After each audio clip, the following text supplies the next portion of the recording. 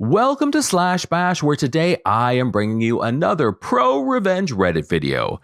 In our first story, take my tips and pay me below minimum wage? See what happens. Let's jump right in. I apologize in advance for the walls of text, but this has layers. So this all happened years ago when I was still in college. I worked for a delivery joint. The company seemed super cool because they provided vehicles instead of forcing you to beat down your own car. Huge perk, right? Well, in this case, no. The owner of the company used this as justification to take a percentage of the driver's tips. Often this would result in an employee making below minimum wage. If you made below minimum wage, you would have to come and pick up your check in person and sign a document attesting that you did make minimum wage due to undocumented cash tips or some such nonsense. Now, this was a problem for two reasons. Number one, in the state I was in, employee tips belonged to the employee unless they were part of an employee tip pooling agreement. This was plain as day on the Department of Labor website, so that 20% gouge was already crossing a line.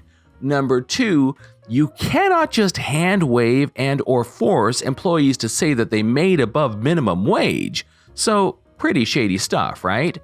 Now, most people would see this situation and run for the hills, which probably explained the delivery driver turnover being so high.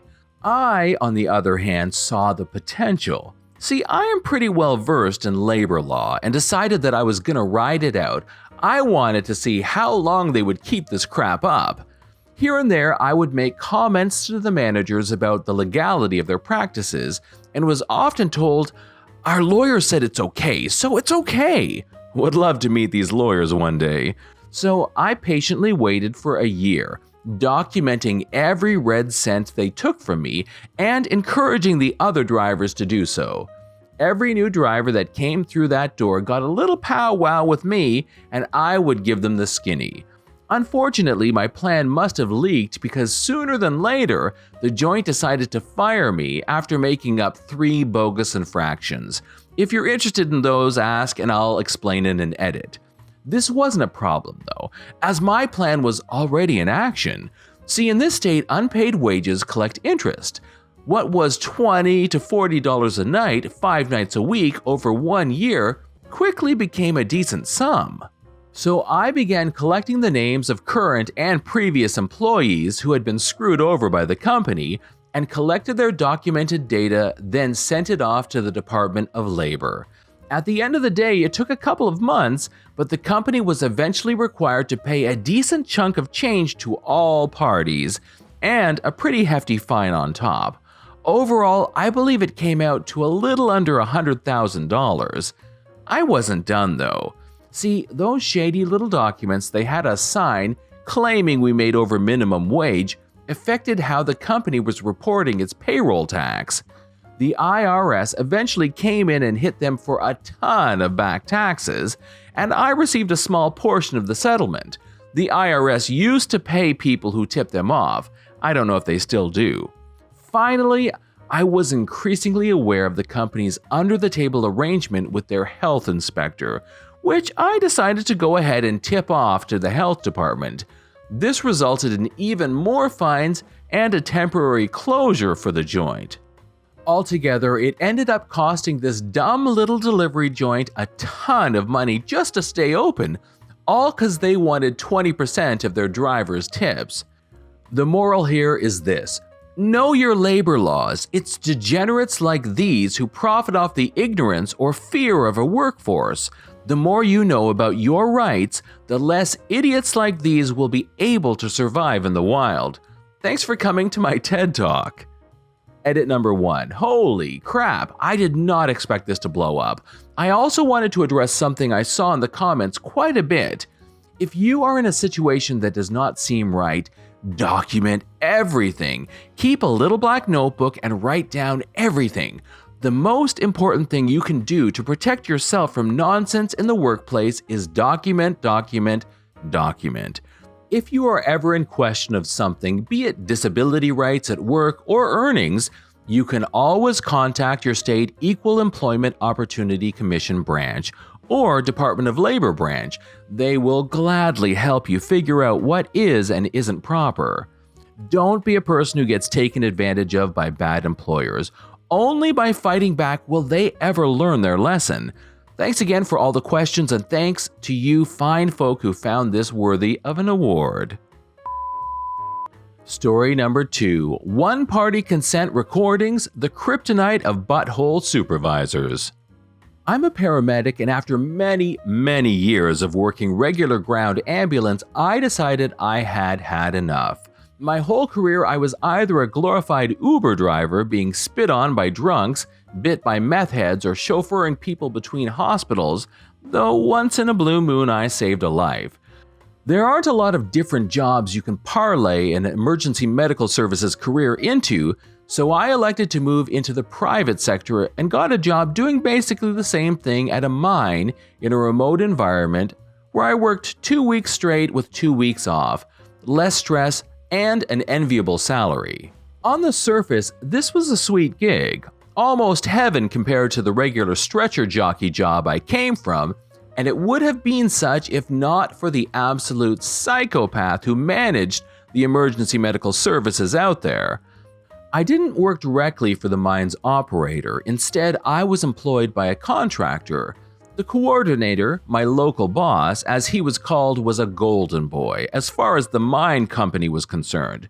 There wasn't a butt he didn't kiss or bigwig he wouldn't suck up to, and I admit he could be charming, quite adept at impersonating a human being actually. It wasn't long before I discovered he reserved decency for everyone but his subordinates. His behavior started out as pretty micromanaging, which was irritating, but then progressed to insults, put-downs, name-calling, "Hey dumbass" was his usual way to get my attention, and outright hostility. The man clearly enjoyed being a small-time workplace despot and knew he could get away with it because of his reputation with our paymasters. It was around the 2-month mark before I really warmed up to my co-workers. There were 8 of us, including myself and the idiot-in-chief, and not a single one of them spoke a nice word about him. Most were resigned to him acting like a massive jerk because of the 2-week holiday every month along with the pay rate. They also told me every complaint only fell on deaf ears, provoked retaliation, and again, his relationship with the client made him nigh untouchable. This is when I started recording everything and did so with these 2 assumptions. 1, the company would only act with serious proof of malfeasance, and 2, his acts of bastardry would only escalate. Neither assumption proved false. I had nearly 3 months of audio tapes of him being just his regular butthole self before he went too far. About a week into the shift, I showed up to our station and was called into his office, only to be informed I was being let go and my replacement would be there in a few hours. I was to go back to our accommodations, pack my stuff up, and report back there. Well, flip, I thought, before doing as I was bidden. Upon arriving back to the office with my suitcases, this sadist started laughing and said, "No one's coming to replace you. You're so flipping gullible." It was a mock firing, and I'm sure he feverishly jacked himself off to it later that night. I was livid and let loose on him finally, ending a tirade with a malicious hint. Can you imagine what the office would do if they could have heard all this BS? Unrepentant to the last, he coldly stared at me before replying, "Can you imagine what they would do if a bunch of empty beer cans turned up and I told the office I saw you drinking?" Having recorded all this and knowing my glorious victory was assured, I feigned capitulation to carry on with my day. My first day off, I sent in a detailed letter to the company along with recordings, and as expected, they fired his ass. What came after was righteous cackling laughter for hours. I wonder if this is how Napoleon felt after winning at Austerlitz. Afterwards, he was replaced by a competent, fair-minded female paramedic. Working under her was a pleasure, and I would have been happy staying there if I hadn't decided to leave emergency medical services altogether. Honestly, I think that job was always just a way to transition out. 15 years in EMS was enough. This is John from Slash Bash. Thanks for watching. If you've enjoyed the video and want to see more of them, then hit that subscribe button. We would love for you to drop a like, share it with your friends, and we will see you in the next one.